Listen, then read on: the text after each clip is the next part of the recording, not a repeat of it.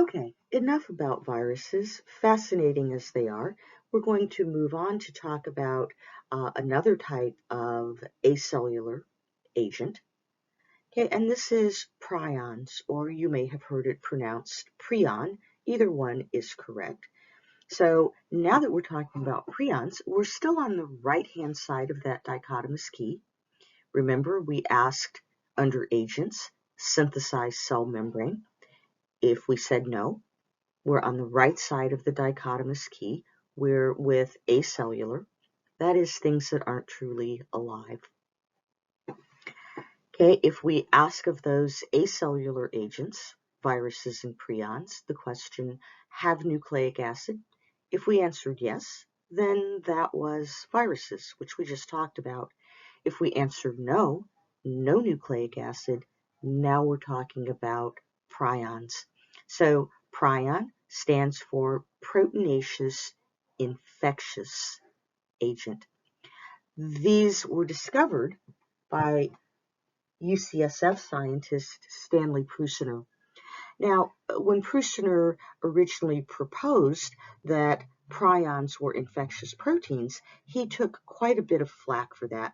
And I think if we cast our minds back to our unit on microbial genetics, we might understand why.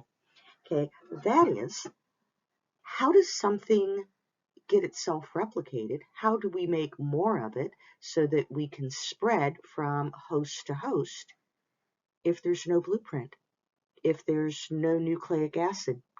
We can see very readily DNA being used as a molecule of heredity. That's what we use. We can also see RNA being used for a genome, for a molecule of heredity, because viruses like influenza and SARS-CoV-2 do that. What about protein?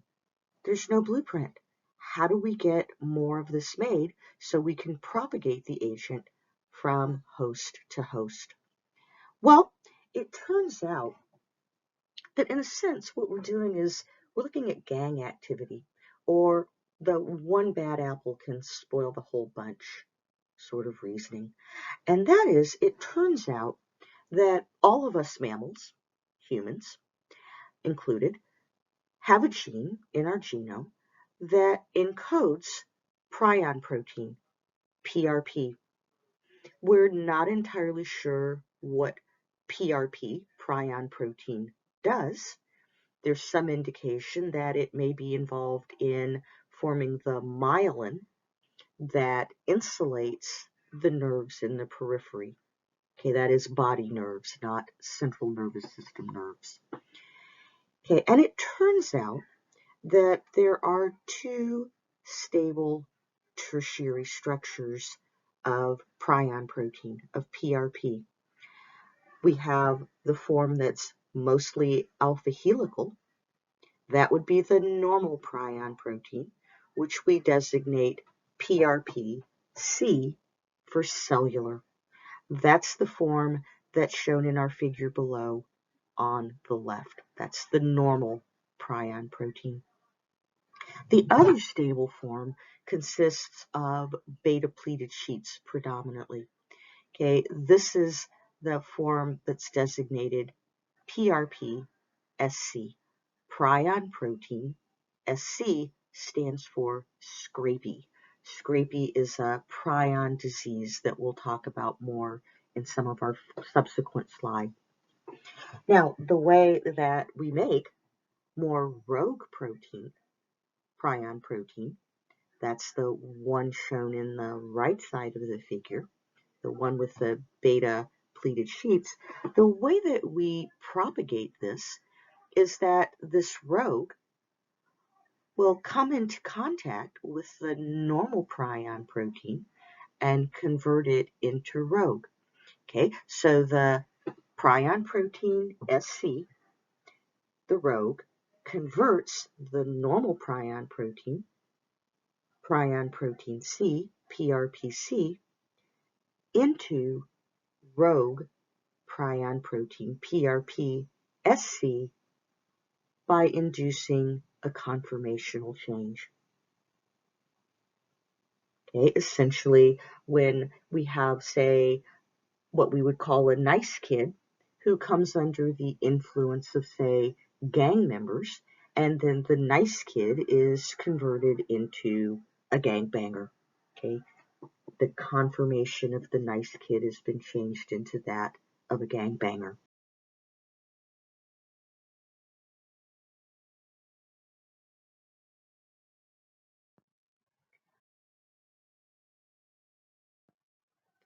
So how does this conversion happen? That is, how do we take a nice, well-behaved protein like PRPC and turn it into a disease-causing rogue protein, PRPSC? Well, let's look at panel 1. So what we see in this is that the PRPC, that gene is being transcribed and translated to make normal prion protein, PRPC. And then that is going to be displayed on the surface of the cell. Okay. Enter PRPSC, the rogue. How does that happen? Well, it can be introduced, say, by eating the meat of animals that themselves have prion disease. It can also occur because of mutation in a PRPC gene. Okay? But in any case, the rogue comes in, enters the body. That's in panel 2. The rogue is shown in pink. The normal prion protein is shown as the blue boxes. And the rogue in panel 3 is going to interact with the PRPC on the cell surface. So it's going to physically contact it. And then in panel 4, we see that the rogue, the PRPSC, has converted the PRPC, the normal one, the nice kid, into more rogue. Okay, this is now like a domino effect in that the new PRPSC, so before we only had one PRPSC that was coming into the body, it converted some on the cell to being rogue. Those new rogues can convert yet more PRPC into being rogues. And now the cell regards these as defective proteins, and it's going to internalize them. It's going to suck them in a process called endocytosis. Okay, and the rogue protein will accumulate in these endosomes inside the cell, and then by the time we get to panel 8, it continues to accumulate the rogue into the endosomes, which then get transferred to lysosomes, which get jammed up and become dysfunctional, resulting in cell death. So now we can see how a protein, in this case the PRPSC, the rogue, can propagate, can make more of itself by converting normal PRPC.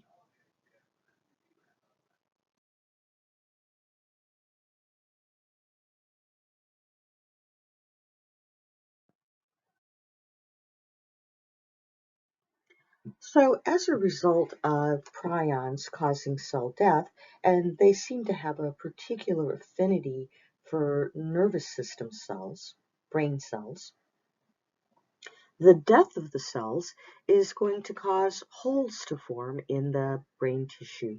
We can see this in our illustrations, our images to the right. Okay, and so our first image, where it says normal, is normal brain tissue. So we should see a complete sheet of pink in this section of brain tissue, indicating that it's continuous cells on the slide in that tissue section. In contrast, when we look at prion disorders like Kuru or Scrapie or Creutzfeldt-Jakob disease, CJD, what we see are areas where there are holes. Those holes are the result of cells dying. So we're losing brain tissue. Okay, the brain sections now look like sponges because of the holes. So we refer to prion disease as spongiform encephalopathies or spongy brain disease. These can be transmitted from host to host. So we also include the designation transmissible. So prion disorders are collectively referred to as TSEs, transmissible spongiform encephalopathies.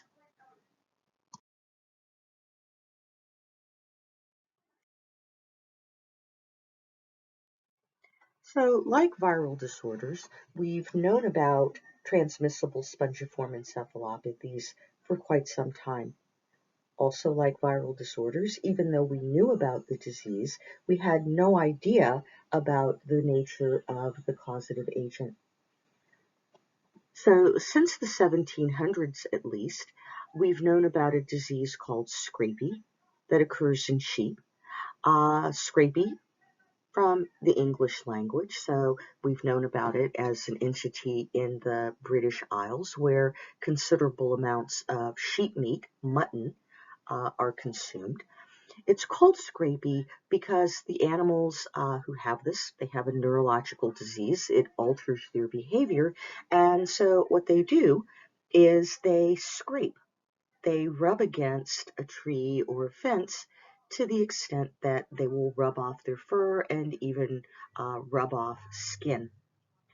In the 1920s, physicians Creutzfeldt and Jacob described a human neurological disease that was characterized by aberrant, by unusual, bizarre behaviors, which was subsequently named Creutzfeldt-Jakob disease, CJD. In 1936, veterinarians succeeded in transmitting scrapie from diseased animals to healthy sheep, indicating that these sorts of disorders had an infectious nature. That is, that they did not arise in the animals spontaneously, but rather was the result or were the result of infection. In the 1950s, when following World War II, uh, people were exploring in the uplands of New Guinea, the disease entity Kuru was identified in members of the Foray tribe there.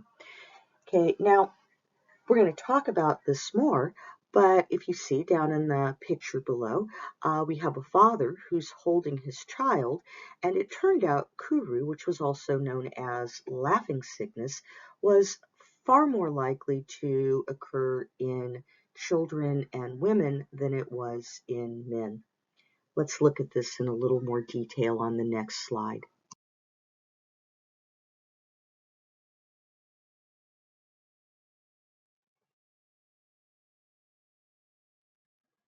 Okay, so our human TSE, Kuru.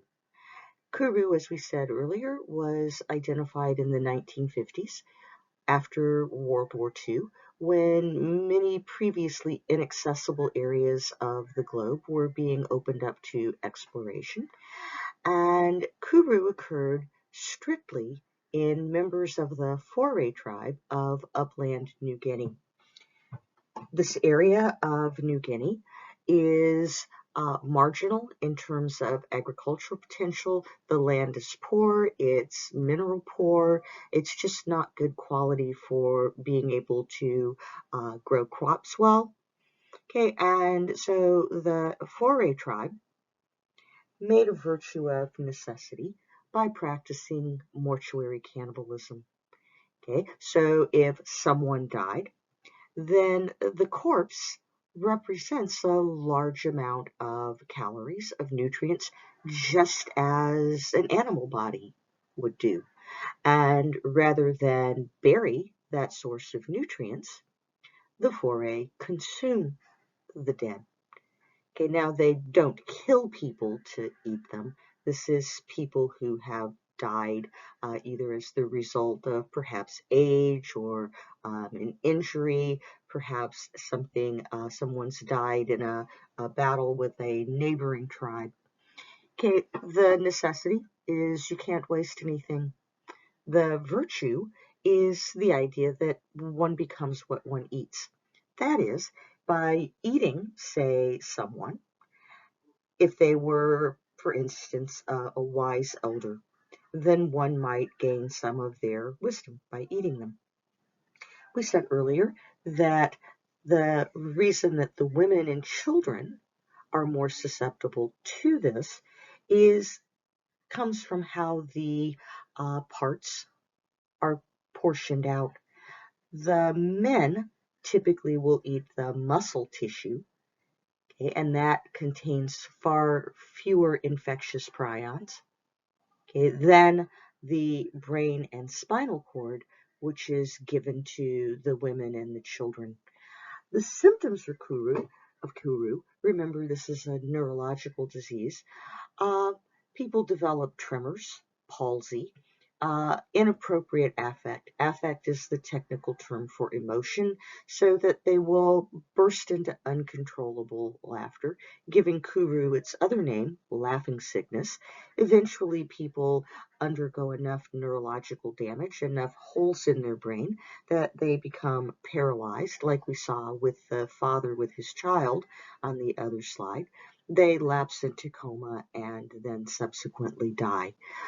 Kuru used to be listed in the Guinness Book of World Records as the rarest disease in the world, having a 99.99% fatality rate.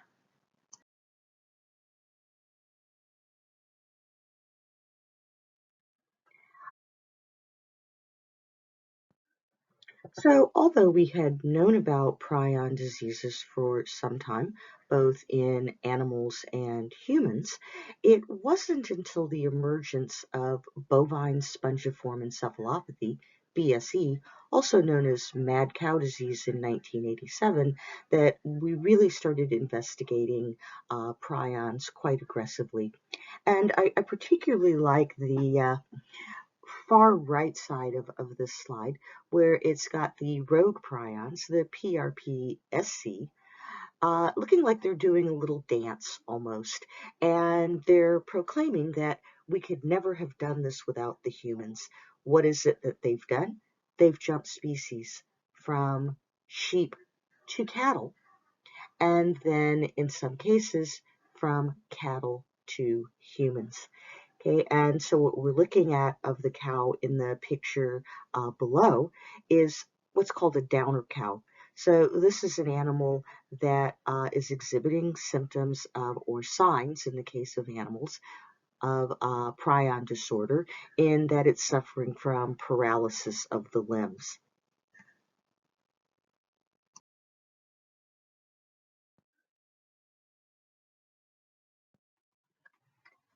So how did prion diseases jump species from sheep, we think, to cattle? So let's recap. Bovine spongiform encephalopathy, BSE, was first reported in the United Kingdom, where they had had scrapie in sheep since the 1700s. Now, in Europe, just like in America, following World War II, there was a push on for people to be able to eat more meat.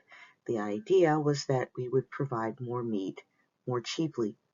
Key to doing that is to fatten cattle as quickly as possible, or other animals for that matter. And the way we do that is to feed them protein-rich supplements. Okay, so when one butchers a sheep, there's still quite a bit of value left in the carcass. And so sheep carcasses were taken to rendering plants where they were heated at high temperature and then ground up to make blood and bone meal supplements for cattle. This is really pretty messed up because cattle are vegetarians. They eat grass. So this is something that in our greed, we've been able to happen. Okay, now that was probably all right from an infectious disease standpoint, except that fuel became very expensive in Europe. It always was more expensive than it was here, but it became more expensive due to the OPEC oil embargo, which happened in the late 70s. And what that led to, we think, is that there were changes in the rendering process, the process by which the sheep carcasses were converted into protein-rich supplements for the cattle. Okay, and so to conserve fuel, carcasses were rendered at lower temperature, which we think allowed more prions to remain infectious. That is, we generated an infectious dose.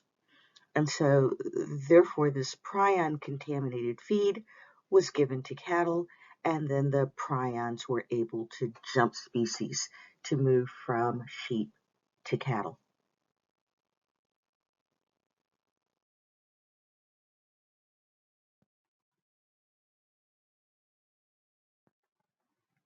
So BSE, to reiterate, is also known as mad cow disease. We need to distinguish between usages between British English and American English. In American English, mad means angry. In British English, mad means crazy. So with mad cow disease, we've got cows that are showing abnormal behavior, acting crazy, and that eventually develop this limb paralysis to become what are called downer cows. There are other reasons that an animal can be a downer cow, that is, not be able to move around. Okay, but if one has a downer cow, one does suspect BSE, mad cow disease.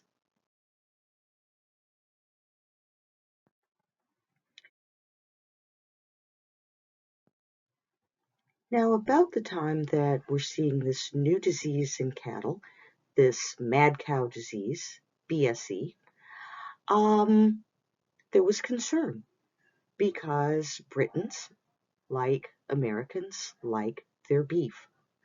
Okay, and so people were becoming concerned about whether or not humans would be in danger of perhaps getting mad cow disease by eating meat from diseased animals. However, the cattle industry in Britain, just like the cattle industry here, is quite powerful, has a lot of lobbying and a lot of money. And so the British government, probably due to pressure from the cattle industry, assured the public that this was not going to jump from cattle to humans.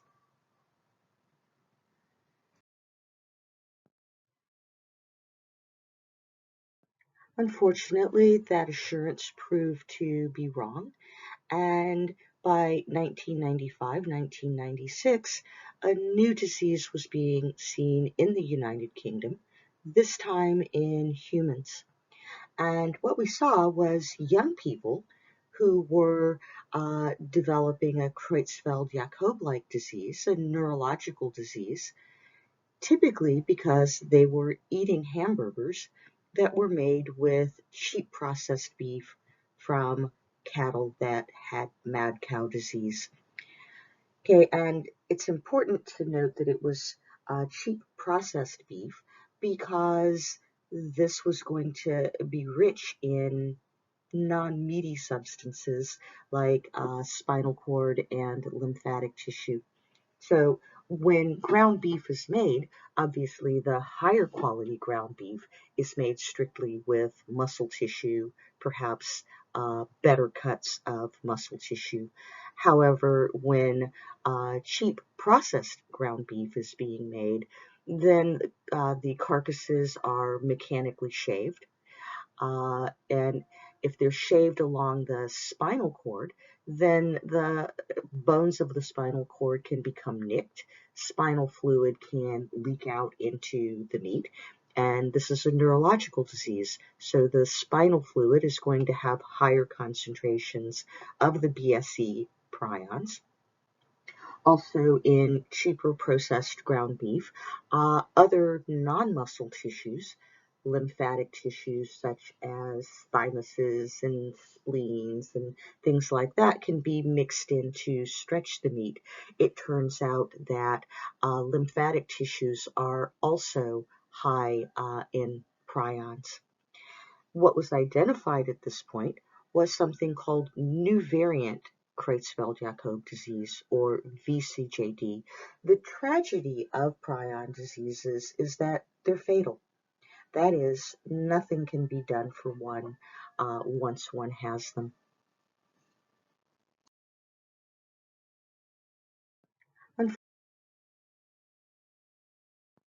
So, how is it that the British cattle developed BSE by becoming infected with the scrapie prion protein? What we think is that there was a practice as part of factory farming to give cattle supplements, protein supplements, that were made from the ground up and rendered heated carcasses of sheep.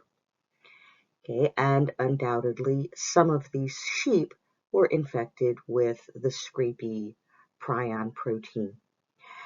In the 70s, there was the oil embargo, which sent the prices of petroleum skyrocketing.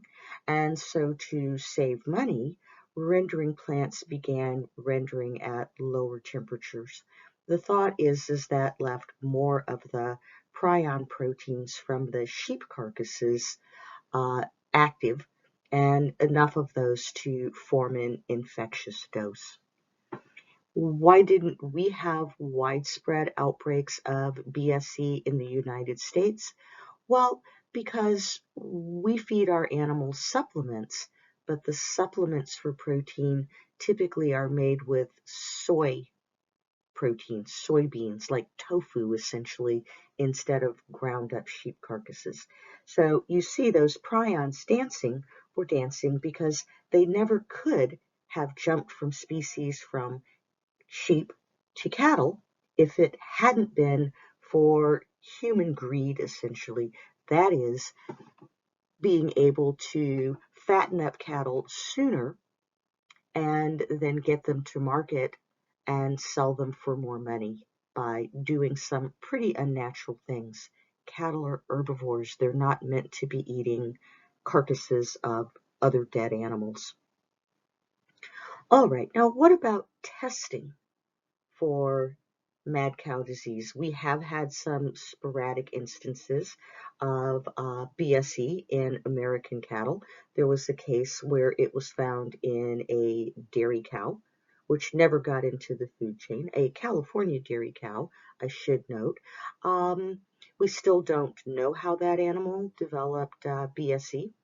However, it's thought that potentially the animal had a mutant prion protein gene.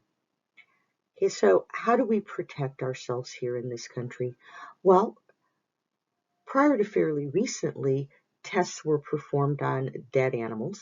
And again, due to lobbying from the cattle industry, those tests weren't performed on every animal, only a minority of animals, and the animals were tested after they were dead.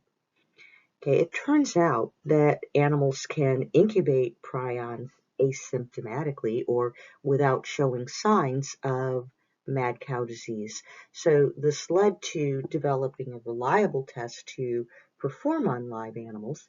However, again, only a minority of our cattle are tested. Do I eat beef? I'm sure somebody is wanting to know about that. Oh, absolutely. Okay, but I do eat beef from things like muscle tissue, like roasts and steaks, that are far less likely to have infectious doses of prions. Plus, again, we have very rare instances of BSE in American cattle, again, because our feeding practices are considerably different. Another thing that's been done to potentially make our beef supply even safer is that there have been genetically modified cattle who lack a PRP gene. They're called knockouts. We've done genetic manipulations, such as the sort of thing one could do with CRISPR, to disrupt the prion protein gene. So now those animals have no chance of either getting prion proteins from, if they were to be fed, supplements made from ground up sheep, nor do they have a gene that can mutate to become a rogue prion protein producing gene. These animals were developed some time ago. The last I heard is that they were all still normal. As far as I know, we don't have herds of knockout cattle, but that could be coming, so stay tuned.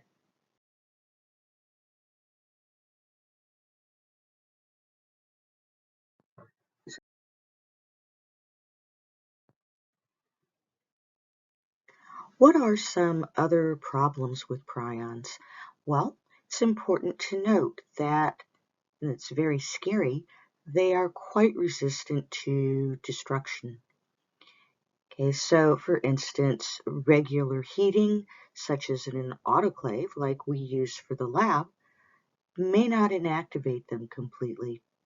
The World Health Organization, WHO, recommends that as long as the object can withstand this treatment, that it be autoclaved in 1 molar sodium hydroxide at 121 degrees Celsius for 1 hour.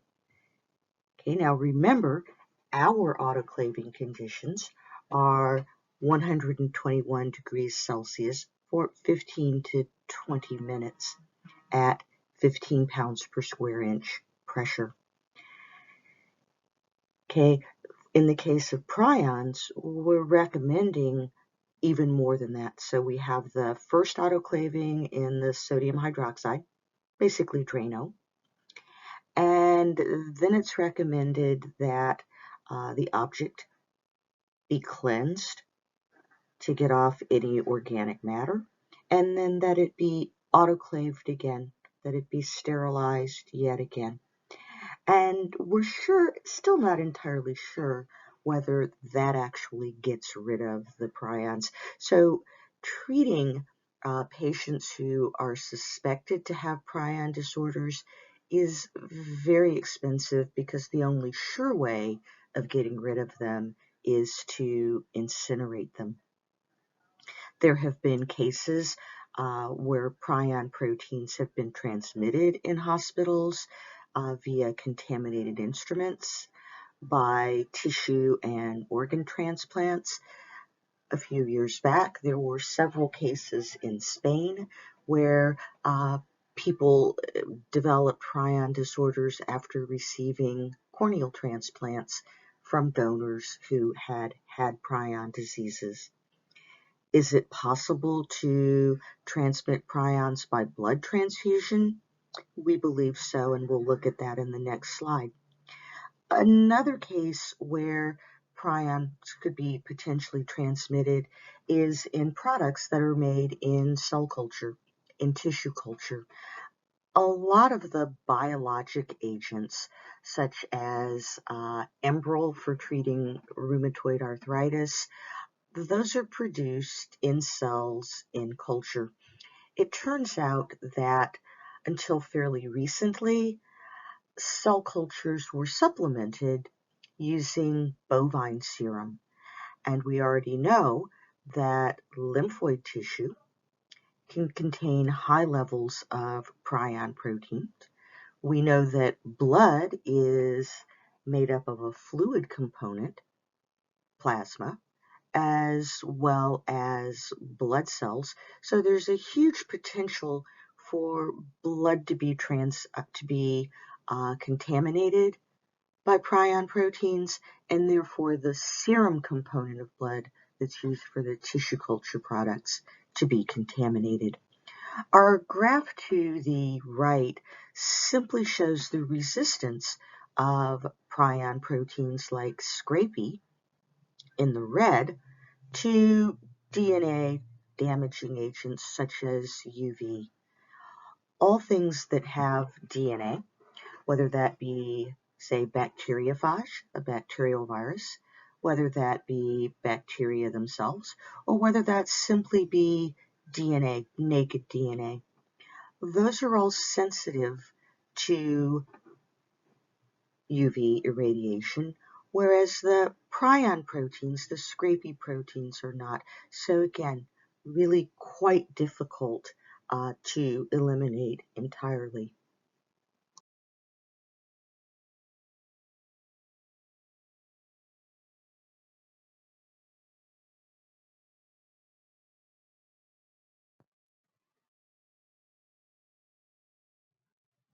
What about human cases of prion diseases?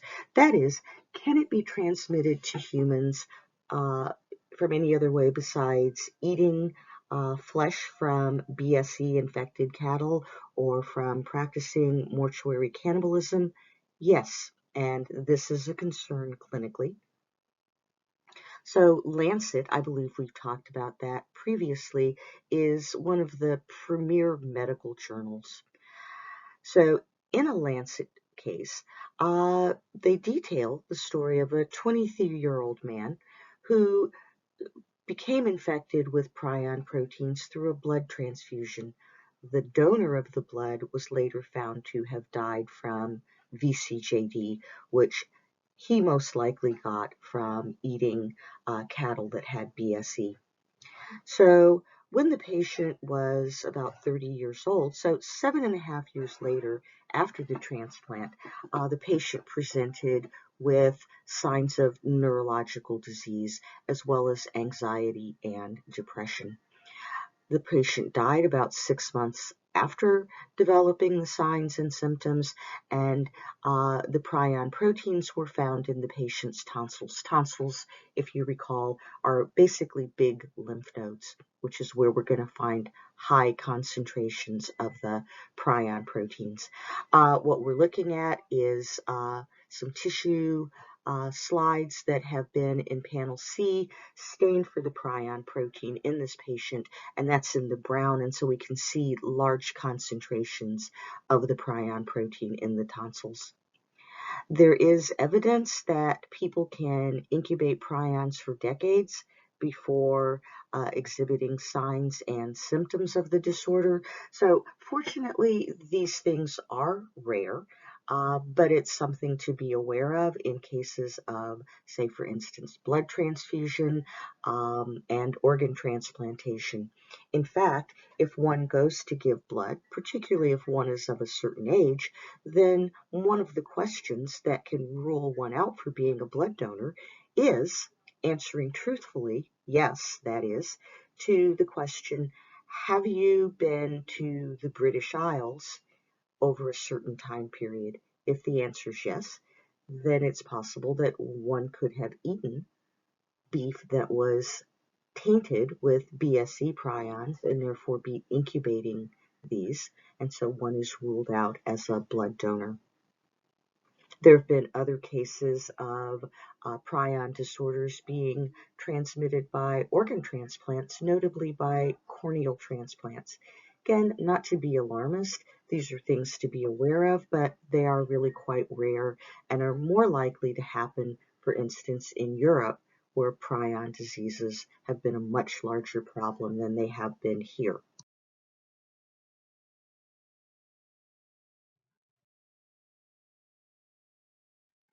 Other transmissible spongiform encephalopathies. Since the 1960s, we've known of a disease in elk and deer called chronic wasting disease. This disease is found in elk and deer in the United States as well as in Canada. It turns out that both the saliva and the blood of these animals, one of the animals is shown in our upper image on the right side, the saliva and blood of these animals contain the prion proteins, and so it's transmitted by grazing. That is, an infected animal grazes, leaves saliva on the grass, other animals coming along, then grazing in that area can become infected. So far, there is no evidence of this jumping to humans who consume venison or elk meat that they've hunted. However, guidelines have been issued recently that strongly recommend people who hunt have their catches tested for the chronic wasting disease prions. Other animals that can develop TSEs include cats and mink and squirrels.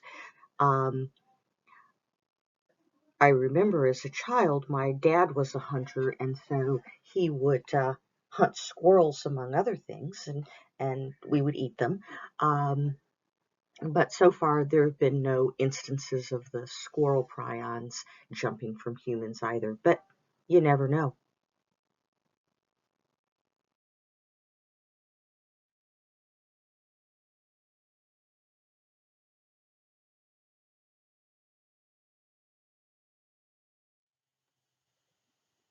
So this is our summary slide regarding viruses and prions. If you find it useful, then by all means use it. If not, then simply delete it or disregard it.